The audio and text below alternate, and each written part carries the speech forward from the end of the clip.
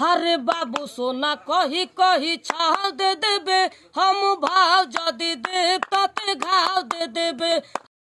नमस्ते भाई मेरे, ये जब मैंने गाना सुना ना यार, मतलब कि कह सकते हैं कि इमोशनली जो है ना, वो काफ़ी ज़्यादा मैं इमोशनल हो गया कि देखिए ऐसे लड़के जो दोनों आँखों से दिव्यांग है, और ये जो है पवन सिंह के गाना जो है घाव दे देवे। हालांकि मैंने इस गाने के बारे में पहले भी बोला कि भाई ये गाना मुझे बहुत ज़्यादा बजते हुए हर जगह पे दिखाई दे रहा है, सुनाई दे रहा है, पर इस गाने का व्यूज नहीं जा रहा है उस तरीके से, जिस तरीके से हरी हरी ओढ़नी और लाल घाघरा का जा रहा है, जबकि उससे कम ये गाना नहीं बज रहा है।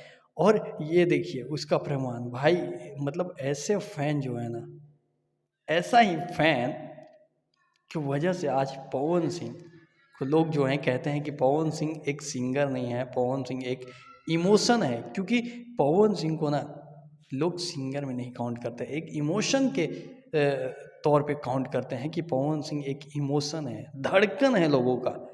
गायक वो बाद में हो, लेकिन पहले धड़कन है, और ये चीज़ साबित कर रहे हैं ये भाई।